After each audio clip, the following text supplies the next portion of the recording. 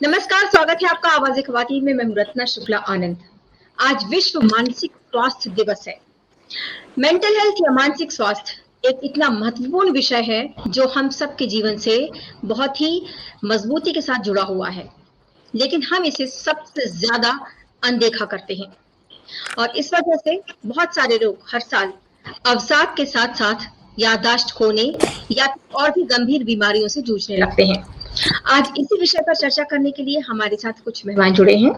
हमारे साथ हैं डॉक्टर संजीता प्रसाद, जो कि सीनियर कंसल्टेंट साइकोलॉजिस्ट हैं सेंट स्टीफेंस हॉस्पिटल और नेशनल स्कूल ऑफ ट्रॉमा में। साथ ही साथ हमारे साथ हैं डॉक्टर संदीप वोहरा, जो कि डिजिटल मेंटल हेल्थ के चेयरपर्सन हैं। हमारे साथ जुड़ेंगी डॉक्टर मंजू मेहता, जो प्रोफेसर हैं department of clinical psychology AIIMS में। सबसे पहले हम शुरुआत करते हैं डॉक्टर संजीता से कि मैम, ये समस्या कितनी गंभीर है। जब ये मानसिक स्वास्थ्य की बात करें तो हम अक्सर इसकी अनदेखी करते हैं, हम शायद इसे कोई विषय ही नहीं मानते, लेकिन खास तौर से जिस तरह से हमने कोविड के समय में देखा है कि लोगों पर इसका बहुत गंभीर असर पड़ा है, बच्चों से लेकर हर उम्र के लोगों तक, तो ये समस्या कितनी गंभीर है? काफ़ी ही गंभीर है, क्योंकि रोज़ाना अपने क्लिनिक में हम देखते हैं कि लोग आ रहे हैं, एंग्जाइटी हो, डिप्रेशन हो, या कोई अपनी पर्सनल प्रॉब्लम को लेकर आ रहे हैं, या कोई किसी की नौकरी चली गई है, या किसी के पास आज सैलरी नहीं आ रही है, या बहुत सारी तो फाइनेंशियल सोशल लोगों से मिलना जुलना नहीं हो रहा है। और सर्टनली क्योंकि हम मानसिक तौर से मोरल हमारा डाउन है, तो इसके वजह से काफ़ी लोग हमारे पास मदद के लिए आ रहे हैं। और ऐसा भी है कि कुछ ऐसी बीमारियां भी देखी गई है कोविड के बाद, जो कि हम लोगों ने सोचा भी नहीं था कि कोविड के बाद ऐसी ऐसी मानसिक बीमारियां हो सकती है। तो समस्या तो बहुत ही गंभीर है, पर इतने लोग हैं जिनको हमारी ज़रूरत होती है, पर हमारे प्रोफेशनल्स नहीं अवेलेबल हैं जो इन लोगों की मदद कर सकें। और जैसे आपने कहा मेंटल हेल्थ क्या होता है? मेंटल हेल्थ तो एक सेंस ऑफ वेल बीइंग है, एक इमोशनल, सोशल, साइकोलॉजिकल बैलेंस होनी चाहिए। तो इस दौरान, क्योंकि ये एक बहुत बड़ा हम लोग के अननोइंगली हमारे लाइफ में आ गया, तो हम कई बार उसका सामना कैसे करें उसकी हमें समझ में नहीं आई। शुरू में तो डर था, उस भय से किसी तरह से निकले, तो उसका जो असर हमारे मानसिक कंडीशन पे हुई, उसके वजह से परेशानियां जो हुई, ये सब मिला जुला कर लोगों में काफ़ी मानसिक समस्याएं आ गई हैं। जी, महिलाओं में ये समस्या कितनी अधिक है?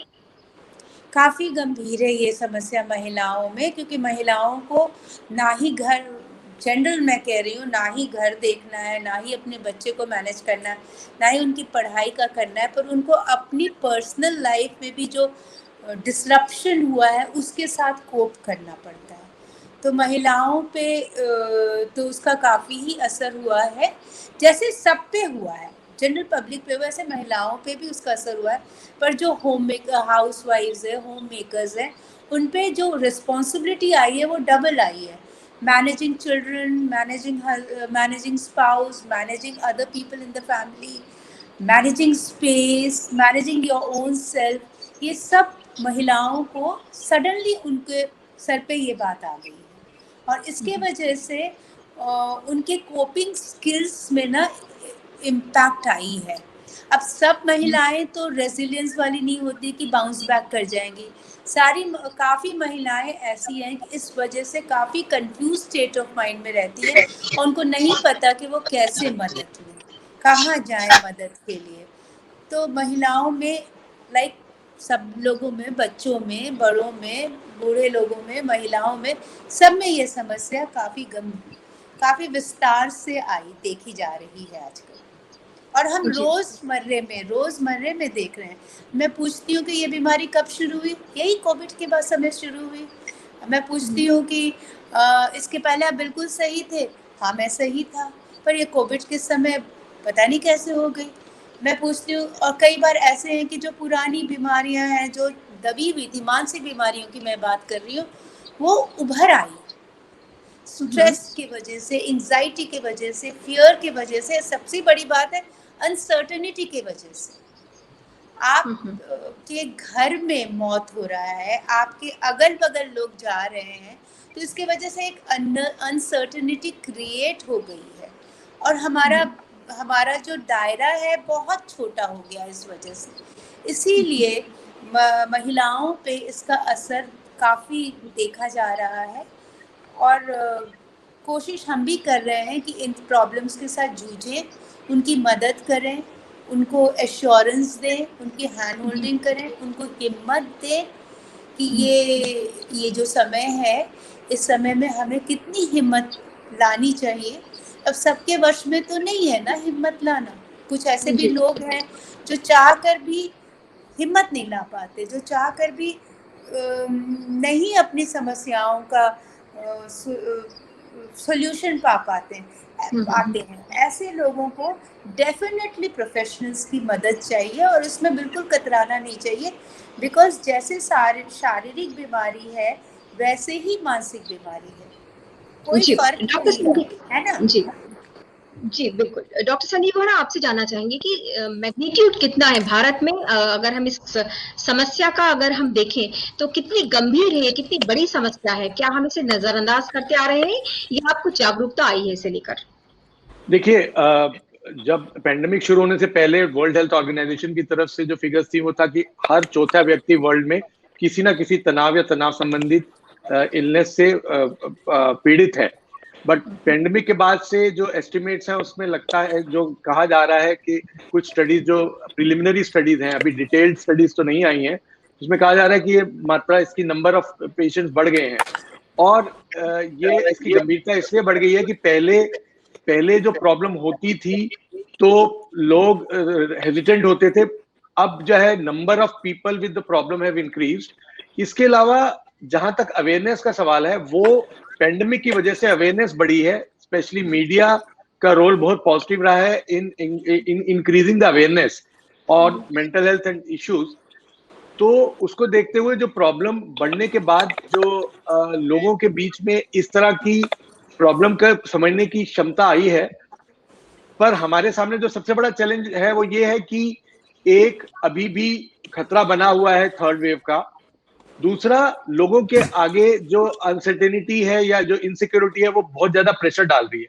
अब प्रेशर की वजह से जो प्री एग्जिस्टिंग प्रॉब्लम जिनको थी उनकी प्रॉब्लम बढ़ रही है, जिनको प्रॉब्लम नहीं थी सिर्फ पेंडेमिक की वजह से कॉज बन के वो न्यू केसेस की तरह हमारे पास आ रहे हैं। और हर तरह के एज ग्रुप्स में, वुमेन के अंदर अगर हम देखें तो जो यंग लड़कियां हैं उनके अंदर भी दिक्कत आ रही है। तो प्रॉब्लम ओवरऑल पेंडेमिक के बाद से बढ़ रही है, उसमें कोई दो राय नहीं है। और सबसे इंपॉर्टेंट चीज है समझना कि अगर प्रॉब्लम है तो उसको अब इट्स हाई टाइम हम लोग इग्नोर ना करें, हम रिकॉग्नाइज करें और like any other physical problem, mental problem को समझकर उसको एड्रेस करें और उसका निदान पाए। जी, ये कैसे पता चले किसी को कि उसके अंदर कुछ मानसिक स्वास्थ्य से संबंधित जो है वो बदलाव हो रहे हैं? ये कुछ लक्षण वो कौन से हैं, ताकि वो व्यक्ति खुद पहचान सके या उसके घर के लोग या उसके दोस्त पहचान सकें? देखिए, इसके लिए सबसे ज्यादा इंपॉर्टेंट है समझना कि अगर कोई व्यक्ति खुद समझना चाह रहा है तो उसके अंदर किसी भी तरीके का लगातार आपको उसको लगता है कि अंदर से मन का बुझापन है, हर वक्त उदासी रहती है, जो कम से कम 2 हफ्ते या 2 हफ्ते से ज्यादा हो गया है, अंदर से loss of interest in all pleasurable activities. इसके अलावा भूख में चेंज, बहुत कम लगना या बहुत ज्यादा लगना, नींद बहुत कम आना या बहुत ज्यादा आना, हर वक्त नकारात्मक सोच में रहना, एक्सट्रीम केसेस में सुसाइडल आइडियाज का आना, या अंदर से किसी भी चीज का दिल ना करना, कंसंट्रेट ना कर पाना, काम ना कर पाना, या एक जनरल जिसको कहते हैं अंदर से मायूसी के साथ जीना। ये किसी भी औरत को लगता है अंदर से सिम्टम्स हैं तो पहला ये उनके लिए इंडिकेटर है कि उनके अंदर अवसाद स्टार्ट हो रहा है, डिप्रेशन स्टार्ट हो रहा है। जो अगर किसी के आसपास कोई इस तरह का औरत है जिसको कोई वेल विशर्स हेल्प करना चाहते हैं, तो इम्पोर्टेंट है समझना कि कोई भी एक नॉर्मल युवती जो कि अदरवाइज बातचीत करती है या इंटरेक्ट करती है, वो विड्रॉन होके बैठ जाए, बातचीत ना करे, काम करने में उसका दिल ना हो, या वो नेगेटिव बातें करे, या उसके बिहेवियर में इस तरह के चेंजेस है जो उसकी नॉर्मल नेचर में नहीं है। बहुत ज्यादा इरिटेशन करे, गुस्सा करे, नींद जो है उसकी नींद में चेंजेस आ जाए, और या जरूरत से ज्यादा, एक पेंडेमिक में हमने सबसे ज्यादा देखा है चेंज कि over dependence on digital media हो गया है। तो 24 घंटे मोबाइल पे रहना या 24 घंटे किसी भी स्क्रीन पे रहना, ये इंडिकेट करता है कि आप किसी ना किसी तरीके के स्ट्रेस से गुजर रहे हैं, जिसके लिए इमीडिएट हेल्प जरूरी है। और डिजिटल सर्विसेज के आने के बाद से ये सारी सर्विसेज अवेलेबल है, आपको फिजिकली जाने की जरूरत नहीं है। अगर आपके पॉसिबिलिटी है फिजिकली मिलने की मेंटल प्रोफेशनल की तो मिल सकते हैं, otherwise digital mental health services सारी जगह अवेलेबल हैं, जो कि आप वेब पर जाके चेक कर सकते हैं, जिससे भी चाहे आप मिल सकते हैं अपॉइंटमेंट में। जी, All India Institute of Medical Sciences के क्लिनिकल साइकोलॉजी विभाग से प्रोफेसर मंजू मेहता भी हमारे साथ जुड़ी हैं। प्रोफेसर मेहता, क्या आप हमें सुन पा रही हैं?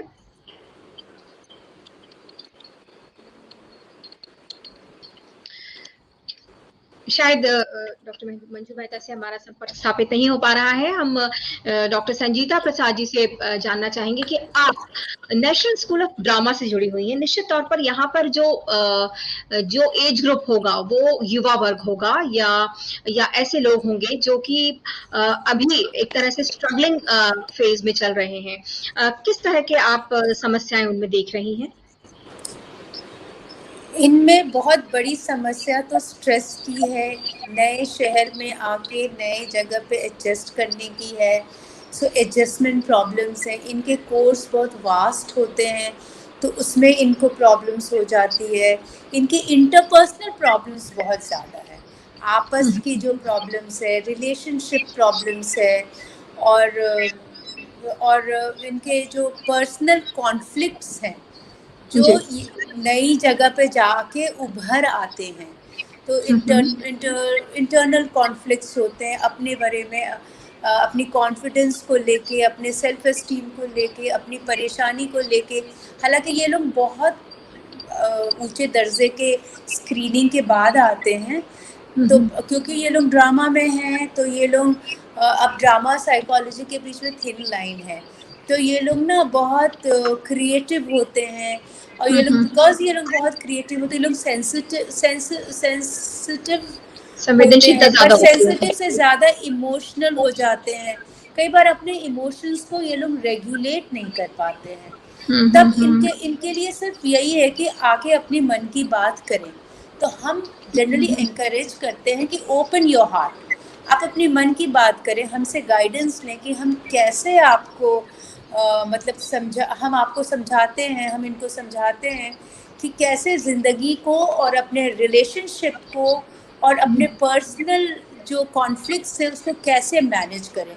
यंगस्टर्स हैं, बहुत बड़े सपना लेके आते हैं, नेशनल स्कूल ऑफ ड्रामा है, फिर मैं फिल्म में जाऊंगा, और सब तो फिल्म में नहीं जाते, तो बड़ा ही डिसइल्यूजन भी हो जाते हैं ऐसे।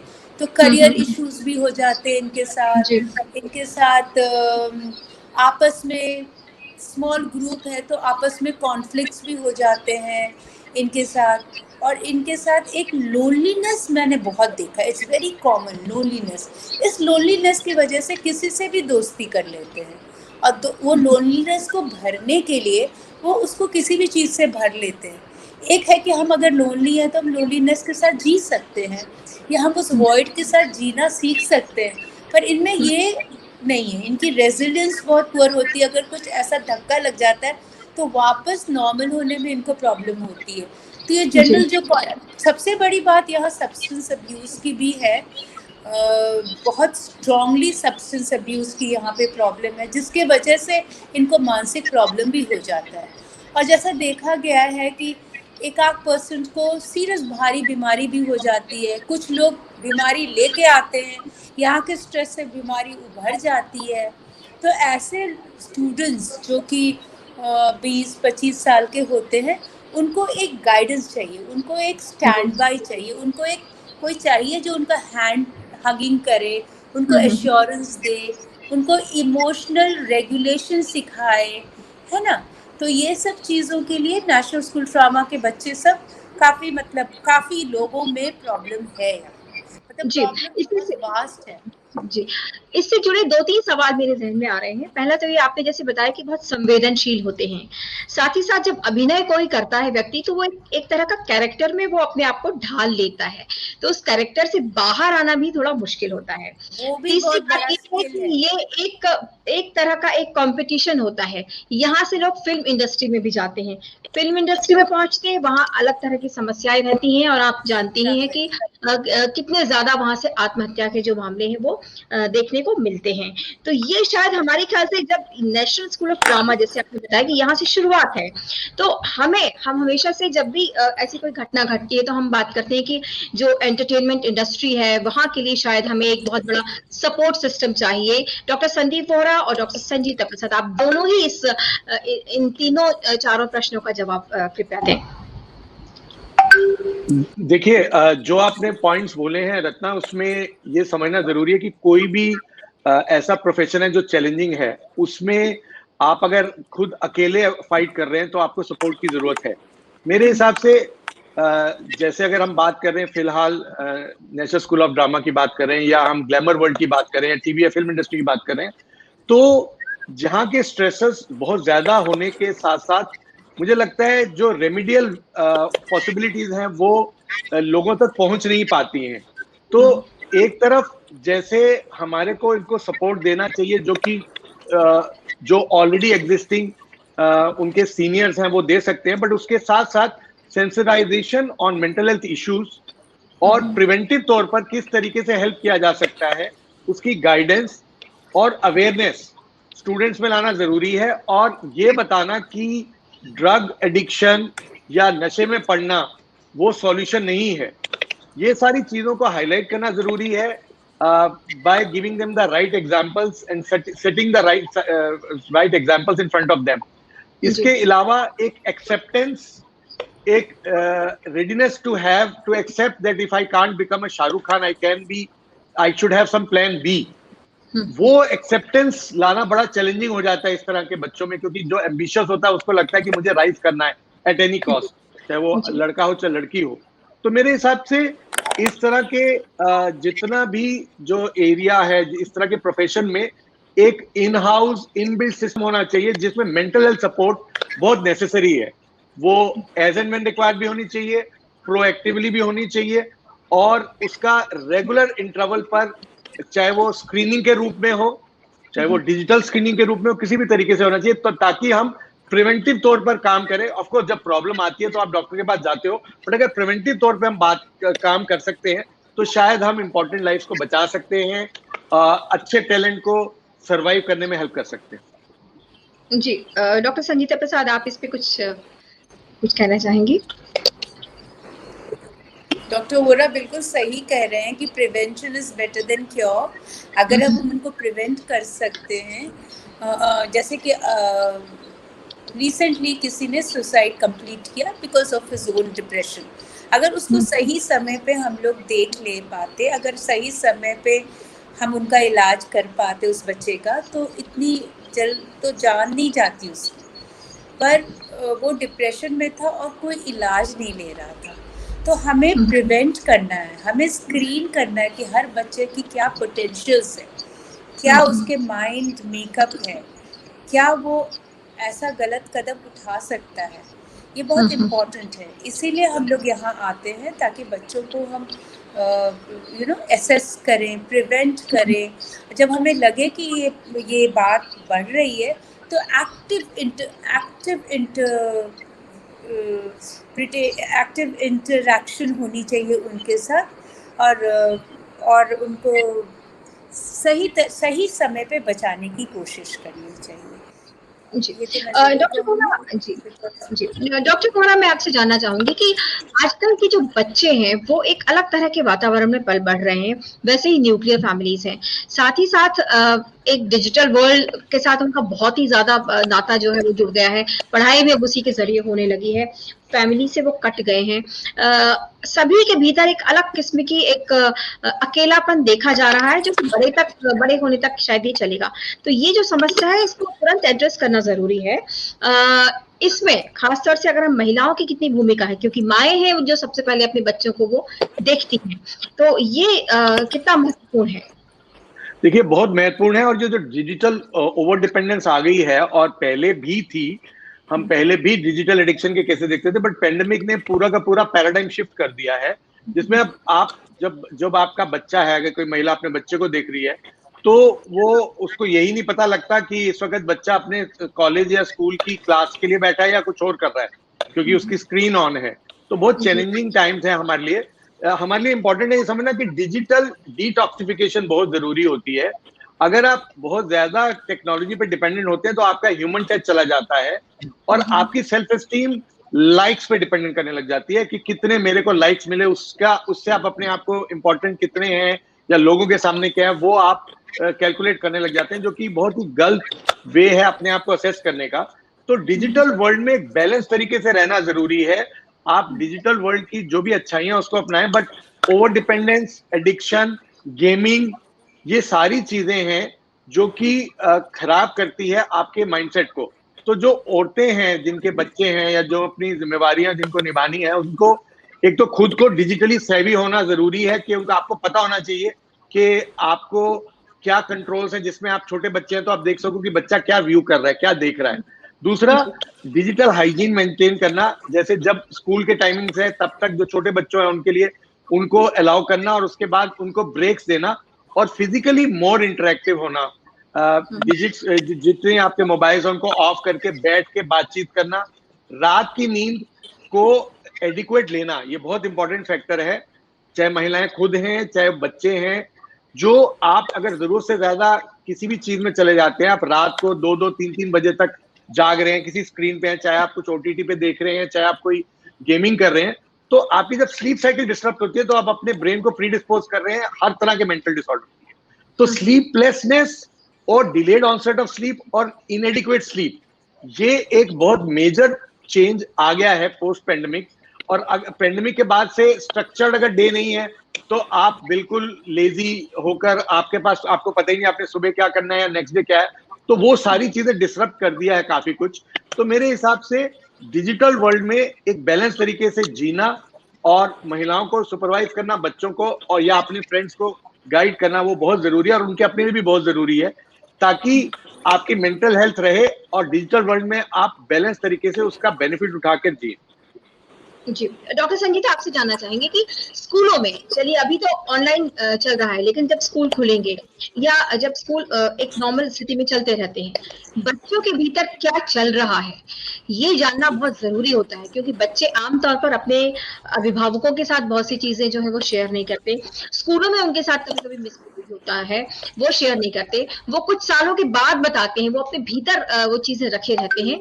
तो लगातार जो है काउंसलिंग करनी कितनी जरूरी होती है, ये पता लगाना कि उनके भीतर क्या चल रहा है, क्योंकि इसके असर फिर उनके बाद में जाके उनके अंदर पर्सनालिटी डिसऑर्डर के रूप में देखे जाते हैं। आपको क्या लगता है स्कूलों में कितना आवश्यक है ये?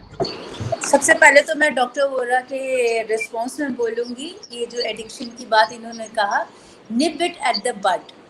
जब शुरू हो रहा है ना, उसी समय आपको कॉन्शियस हो जाना चाहिए और आपको देख लेना चाहिए कि कैसे अपने बच्चों को आप रेगुलेट करते हैं।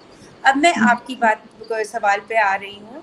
पेरेंट्स का बहुत बड़ा रोल है बच्चों को प्रॉपर गाइडेंस देने का।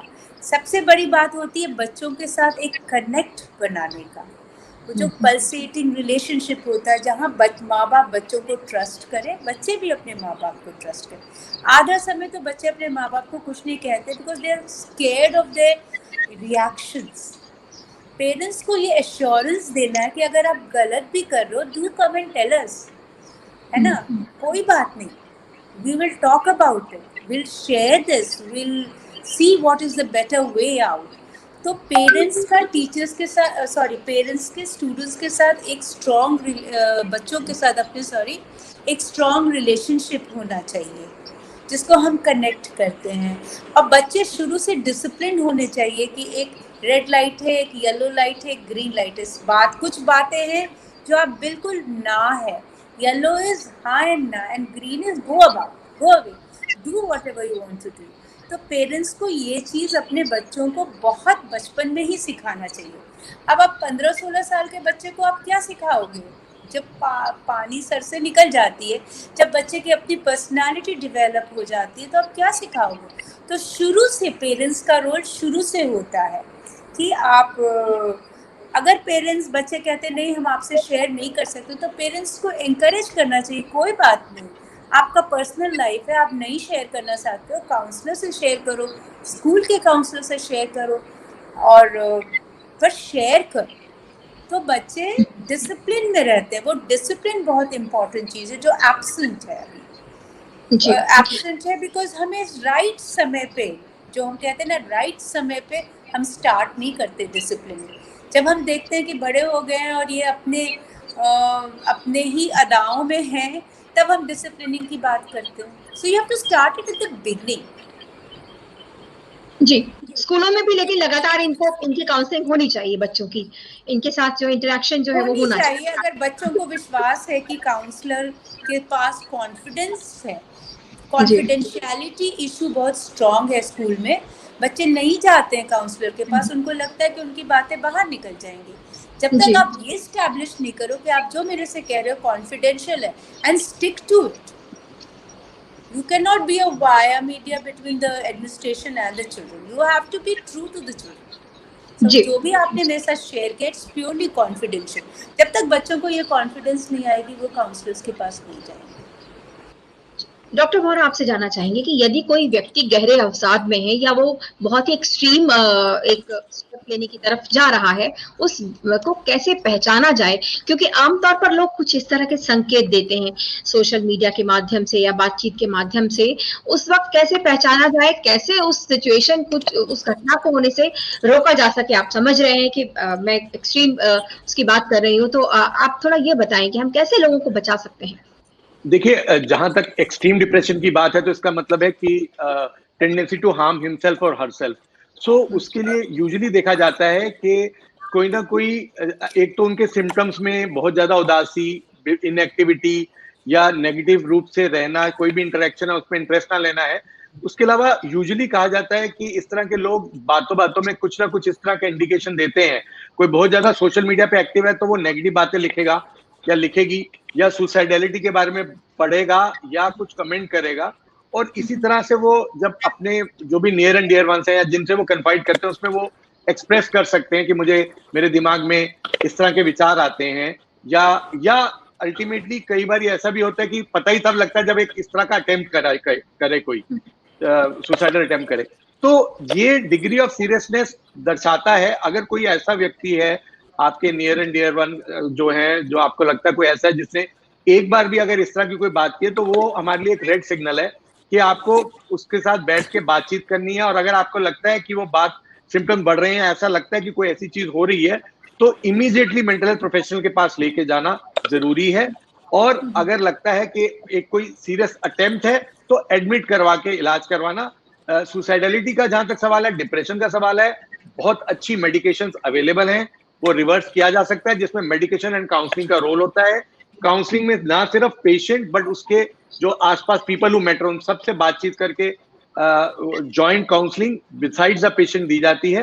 तो अगर ये सही समय पे पहचाना जाए और सही समय पे मेंटल प्रोफेशनल की हेल्प ली जाए, तो ये सुसाइडेलिटी, सुसाइडल अटेम्प्ट, ये सब चीजें रिवर्सिबल हो सकती है। बस आखिरी सवाल, इसके बाद हम वाइंड अप करेंगे।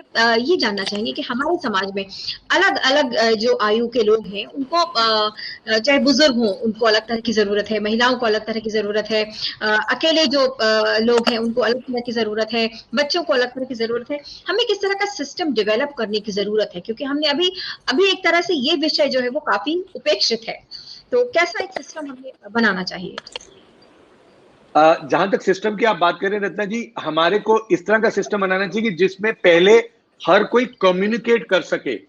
अब जैसे पेंडेमिक के दौरान जब हम एल्डरली की बात करते हैं तो उनके पास कम्युनिकेशन के लिए कोई माध्यम नहीं था और वो लोग डिजिटली सेवी नहीं थे। धीरे धीरे उन लोगों ने भी सीख के शुरू कर दिया इंटरेक्ट करना। तो पहली चीज है, communication channel should be open with everybody and anybody irrespective of age group. दूसरा सबसे बड़ा गैप है डिमांड और सप्लाई के बीच में। अभी कल ही वर्ल्ड हेल्थ ऑर्गेनाइजेशन की report mental health Atlas release हुई है, जो ये दर्शाता है कि वर्ल्ड वाइड बहुत बड़ा गैप है अब 1 लाख पर आपको 0.4 साइकेट्रिस्ट अवेलेबल है या मेंटल हेल्थ वर्कर्स अवेलेबिलिटी बहुत कम है। तो एक तरफ जो नेचुरल वेज ऑफ कम्युनिकेशन है, ह्यूमन टू ह्यूमन इंटरेक्शन, उसको मेंटेन करना, over dependence on digital technology नहीं करना। जो गवर्नमेंट, चाहे वो सेंट्रल गवर्नमेंट चाहे वो स्टेट गवर्नमेंट है, उसका एम होना चाहिए budget allocation and human resources का बढ़ाना in the field of mental health. And जो ये सब चीजें हैं उसको जॉइंटली सारे स्टेक होल्डर्स मिलकर करेंगे तभी पॉसिबल है, otherwise it's a Herculean task. और अल्टीमेटली 1-to-1 इंटरेक्शंस के अलावा डिजिटल मीन्स को यूज करना मेंटल हेल्थ में, जो अभी इन्फेंसी में है हमारी कंट्री में, ऑल ओवर द वर्ल्ड भी अभी इतना ज्यादा नहीं हो रहा है। तो डिजिटल, जहां एक तरफ डिजिटल हम कह रहे हैं ओवर डिपेंडेंट नहीं होना, उतना मैंने जैसे पहले बोला कि डिजिटल वेज को जुडिशियसली यूज करना और उसके पॉजिटिव्स को लेना। तो डिजिटल वेज से पूरे इंडिया के अंदर आप रूरल एरियाज को भी टच कर सकते हैं मेंटल हेल्थ सर्विस प्रोवाइड करने में। अभी डिजिटल हेल्थ मिशन आ गया है, तो उसमें मेंटल हेल्थ और साइकेट्रिक सर्विसेज उसको जोड़ना और प्रायोरिटाइज करना गवर्नमेंट के लिए, चाहे वो सेंटर हो चाहे स्टेट हो, वो बहुत जरूरी है, नीड ऑफ द आवर है। बिकॉज पेंडेमिक पहला वाला कोविड का है और दूसरा पेंडेमिक मेंटल हेल्थ का है। All of us should know this, we have to handle it, we have to tackle it, we have to address it. Doctor Sanjeeta, मुझे भी वही कहना है, जो आप कर रही हैं ये बड़ा अच्छा माध्यम है लोगों to reach out to people. उनको हम साइको एजुकेट कर सकते हैं, हम उनको समझा सकते हैं, हम उनको कन्विंस कर सकते हैं कि आपकी समस्या जो है वो उसका सल्यूशन है मेंटल हेल्थ प्रोफेशनल्स के पास। और अगर मान लीजिए किसी वजह से वो मेंटल हेल्थ प्रोफेशनल्स के पास नहीं जा सकते हैं, तो ज़िंदगी में ह्यूमन इन्वेस्टमेंट करें, आपस में बात करें, रिश्तेदारों से बात करें, दोस्तों से बात करें। ऐसे कोई अपनी ज़िंदगी में होनी चाहिए जिसको हम 3 बजे रात को भी फ़ोन करके करें, मुझे तुमसे बात करना है, मेरा मन बेचैन है। इतनी छोटी सी बात तो हम कर ही सकते, किसी पे तो हम भरोसा करके अपनी मन की बात कर ही सकते हैं। जिसको कहते हैं ना, मन अपने मन से निकाल देना। तो काफ़ी जब हम निकाल देते हैं मन से बात, तो मन हल्का तो हो ही जाता है। बावजूद उसके अगर ये लंबा चलता है तो आपको डेफिनेटली प्रोफेशनल्स के पास जाना चाहिए। आजकल कोई बड़ी बात नहीं है, जैसे बाकी बीमारियां हैं वैसे यही बीमारी है। ये कोई वो पुराना कॉन्सेप्ट तो है नहीं कि लोग पागल हैं कि मैं पागल की। स्टिग्मा अभी भी है, बहुत लंबी लड़ाई है हम लोगों की, लड़ेंगे आप जैसे लोगों के साथ। जी, और कम से कम भारत जैसे देश में तो ये बिल्कुल असंभव नहीं लगता, क्योंकि हम लोग इतने अनौपचारिक होते हैं। हम किसी के भी घर सीधे पहुंच सकते हैं, किसी को फोन कर सकते हैं। तो हमारे यहाँ तो ये संवादहीनता की स्थिति आनी ही नहीं चाहिए। शायद हम लोग बहुत अच्छे जो है एक दूसरे मेहमान नवाजी भी बहुत अच्छे से करते हैं और एक दूसरे के साथ भी रहते हैं। तो कम से कम भारत में हम इस समस्या से बहुत आसानी से निपट सकते हैं, बस हमारे भीतर इच्छा शक्ति होनी चाहिए। आप दोनों मेहमानों का बहुत बहुत धन्यवाद, और हमें पूरी उम्मीद है कि जो हमारे दर्शक इस कार्यक्रम को देख रहे हैं उन्हें जरूर इससे कुछ ना कुछ सीख जरूर मिलेगी। आपका बहुत बहुत शुक्रिया। Thank you.